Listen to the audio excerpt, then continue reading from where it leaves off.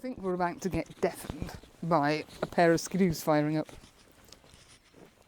Oh, there you go. Oh my God. I've come out to Kongsfjord. I've been fingers crossed, legs crossed, knees crossed, everything crossed that I would get some conditions, excuse me,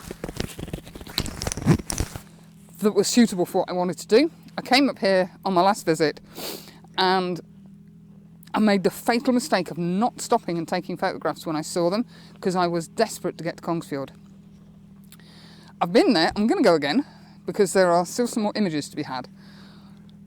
This place blows my mind. Lower down, we've lost a lot of snow, and I was debating whether I should come up because I thought if I go up, there's not going to be any snow, and that's going to spoil what I want to do. If I don't go up, it'll be bloody awesome. So in the end, I thought, sod it. You only live once. Let's get up there and have a look. Oh my God. The video I just showed sped up, I'll hasten to add. I inadvertently left it recording when I pulled over.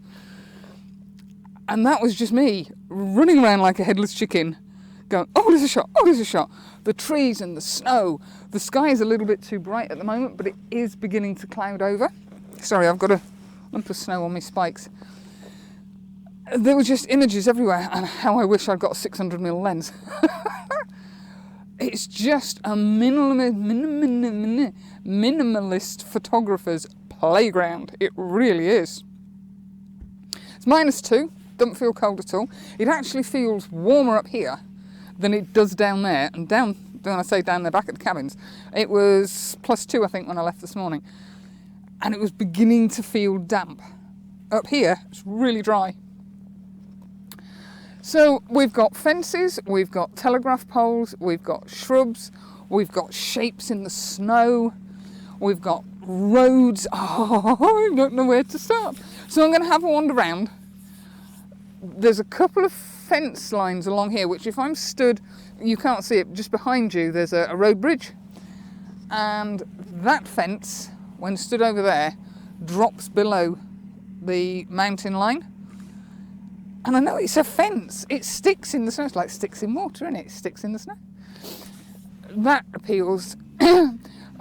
Quite a way back up the road, there are some telegraph poles going off to my right, which I'd like to get to, because they're disappearing into the snow. That makes sense. You've got snow around behind, and it's like an infinity view. Oh, I can't tell you how happy this has made me. The other good thing about today is I've watched and waited for the wind to be at a sensible level. When I drove up here last time, it takes a lot to make me twitch, but that really did. I think we'd got 18-mile-an-hour winds, and it was blowing the snow across the road. And that's not an experience I'd like to recreate if possible. So today I think we've got, well, it's 2 miles per second, which I think is 4 miles per hour, roughly speaking. Oh, and I love the fact people just come out. There's another one. And they get the snowmobiles off the back of the car and they trundle off the day. It's bloody marvellous. Right, I'm going to stop waffling. I'm going to go and take some photos. How much talking to you I'll do, I have no idea.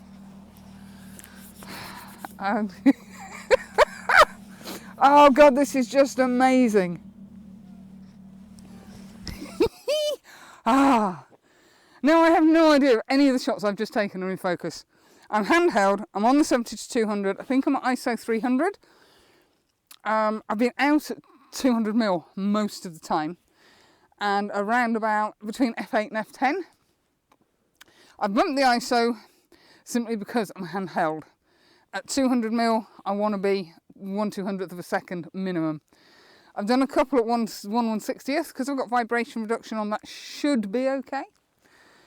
And the range of subjects is just, sorry, I'm all excited.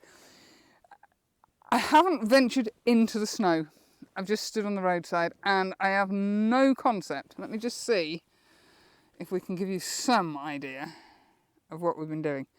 You may not make this out because I think everything's gone out of focus. There is a fence line around here somewhere. And there's some odd bits down here going in different directions, and there's an arched bit up there. Then we have this little cluster of trees. I was actually stood slightly more to my left, so I haven't got anything in the background. And what appealed about that was simply the fact everything's leaning very slightly to the left, and we're starting large and we're going to small. The skyline I've not included in that one at all. That fence there, I'm in love with that fence. I've shot various takes on that, from one end showing the curve to the other end and including some of the sky. Because I'm only at f8, it's actually darkening down that vibrant blue strip. Sorry, getting out of focus there. That vibrant blue part of the sky. So yes, that was whiling away 40 minutes and some very strange looks from the locals. Hold on. Oh, that's it. And we're having a bit of a wobble because we're walking and I haven't got my gimbal. I wanted to travel a bit lighter this time. The guys on the skidoos have left their 4x4 with the trailer just parked up. I didn't see them lock it. I've left my car with the boot open, tripod stood outside. The only thing I do make sure is that my passport and my phone stay with me at all times. I don't leave those in the car, because whilst I don't think we'd have any issues here, I really don't want to lose my passport. Well, I'd have to stay here and I'd get sent home, wouldn't I? But yes, it's lots of trees and lots of white stuff. I haven't got to the bit that I actually want to photograph yet, because sometimes you just have to stop. And because we are down at -2, we've got frost on the trees, which is great. That's what we're missing down in Nurgam and at Jockey. Because it's so warm, we're not getting any frosty trees. It's just lovely. So, just in another image, so I'm going to pop you down. Oops, Daisy, I'm stood on the road bridge. And I'm guessing there might be a river or a gully down here somewhere. I'm just going to have a go at that, and then I'm going to go back and drive on a little bit further, because I can see the subjects I want to shoot. The trick is trying to find whether I can park near them. They have pushed some snow to the side of the road so that you can park, but it's deep enough that I'm not confident I'll get the car out. And I didn't bring a snow shovel with me. Right, I shall catch you in a minute.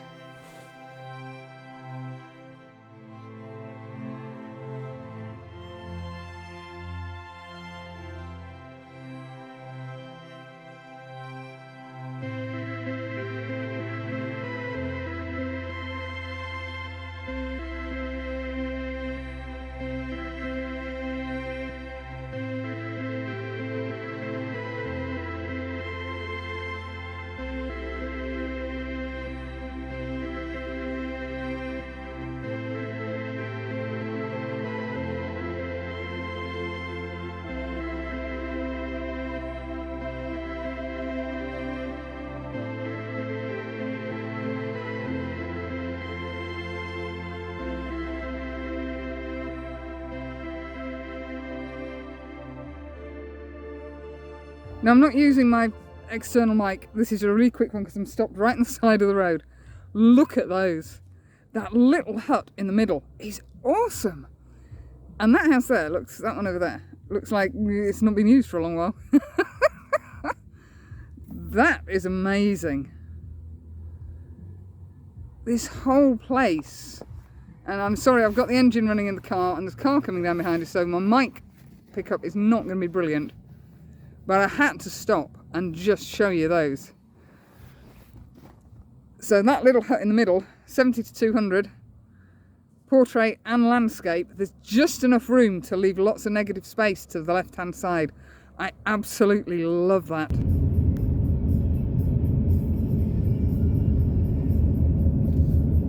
Now that's what you call snow ploughing and getting rid of the snow. Oh, this place is amazing.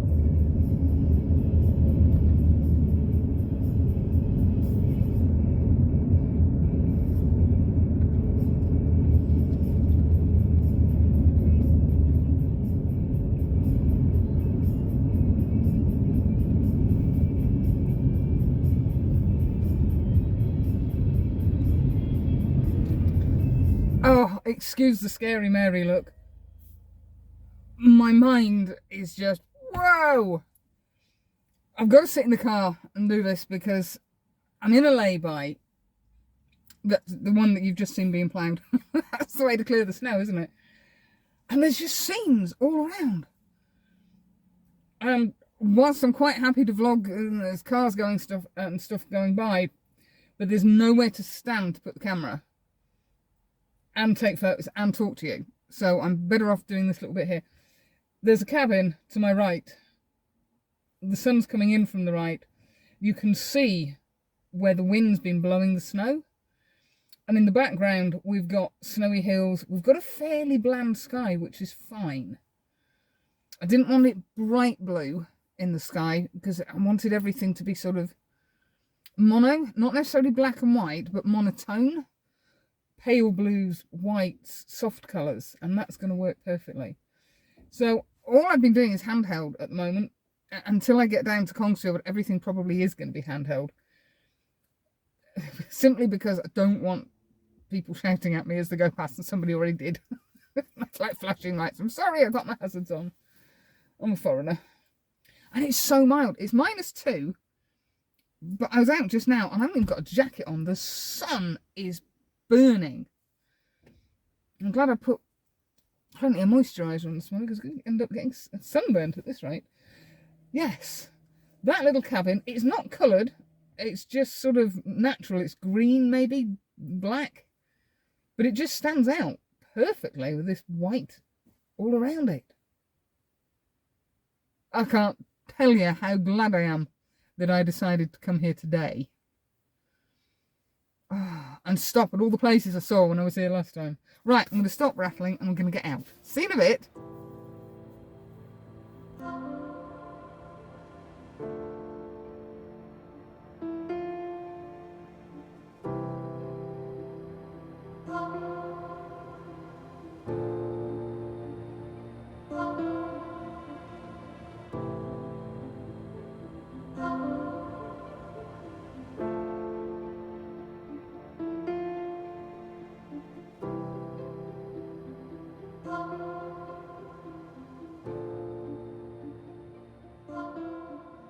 Well, there's no surprises what I've come here to shoot. I'm nothing if not predictable. We've got the remains of a broken pier, which, I don't know, I'm guessing is what used to bring the fish into what used to be the fish warehouse. I could be making that up. I'd really like to shoot that away, but I did that last time. Only last time the sun was behind the hill, so it wasn't quite so painful. This time the sun is right above one of the mountains, one of the hills, and that is not going to work in any way, shape or form. However, it is putting some nice light on that jetty. And there's a cormorant, I think it's a cormorant, sat on the very furthest leg. And he actually stayed still for a 25-second exposure. I couldn't believe it. But this time there's only one. When I was here last time, it was smothered in birds. So I've stayed up high. If I'd gone down onto the foreshore, which was my original intention, the top of the pier would have almost hit the mountain range, and I don't want that. I want some separation. So up here, I get that nice separation. Bizarrely, I turned the polarizer all the way on, so it darkened the sky. And because the angle of the sun is now better than when I was over there, I'm not getting half and half on the sky. Half dark, half light, with that horrible curve that does nothing for anybody. And I ended up with about 25 seconds with, no, I ended up with about 15 seconds with 6-stop. I've now popped the 10-stop on, and I'm focusing on beautiful yellow house. I'm guessing it used to be a white house. There is a red property to the other side of it, which is a bit annoying because it's got what looks like garage doors on it, but hey, you can't have everything. And because I have turned the polarizer, I'm never sure if it's off or on. That's on, that's fully on. I'm getting the reflections in the water. Not crystal clear reflections, I hasten to add, because this is tidal and the tide is coming in. But I'm getting a lovely streak in the water, which if I turn the polarizer off, I lose completely. Although, just for shits and giggles, I'm going to take a shot and see what it does. Because that might bring the water out. The water is just amazing. And apart from that, I don't think there's really anything else here that I want to shoot. I was contemplating going down onto the foreshore and taking this shot again from that lower down. But again, I'm going to end up with that pier jetty hitting the bottom of the mountains, and I do want some separation. I'm at f10. ISO's back down at 100. We're at 25 seconds. And yeah, I don't dislike that. There's no detail in the sky, so I'm not losing anything having the polarizer on. It's not making the clouds pop, because there are no blooming clouds. But I'm getting the mountains in the back, and there's a slither of cloud across the back of the mountain range. Yeah, I don't dislike either of those. One's just a lot darker and allows the sunlight to really pop out on that building. Yeah, I'm not disheartened with either of those. So I'm going to have some lunch and poodle back off. When you set off on a morning to do a trip, or when I'm abroad, wherever that is, generally speaking, I try not to restrict myself to sunrise and sunset. If I'm in the UK, I do. But if I'm abroad, I want to see everything and take photos of everything, even if they are only record shots, because I may never get the chance to come back. So I'm set out in the morning when we've got lovely soft light.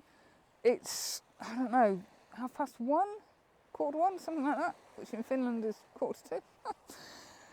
And the light is harsh, particularly as we've got no cloud in the sky. But I'm out. I might as well take images. Let's say they're not award winners, they're not portfolio worthy, but they're memories, and that's the important bit. I'm very tempted to carry on driving, but no, I need to be sensible. Try and get back. There's a possibility of aurora tonight. I'm not holding my breath. The cloud cover has been horrific these last couple of days. So, well, I've seen aurora before, and yes, it would be lovely to see it again, but I'm not set on it. And whilst I haven't driven that far, should have taken me an hour and 3/4, it's probably taken me nearer to 2.5 because I keep stopping. The driving is tiring because you are concentrating. It's not scary, it's just the concentration you expend. You're looking at the ice on the road, you're looking at the road signs, you're watching out for deer, you're watching out for bison, I was going to say, that would be a miracle. I suddenly transported myself to Canada. Moose, and it's tiring, to say the least. Yeah, anyway, that's enough of me waffling. Kongsfjord, if you get a chance to come here, do so.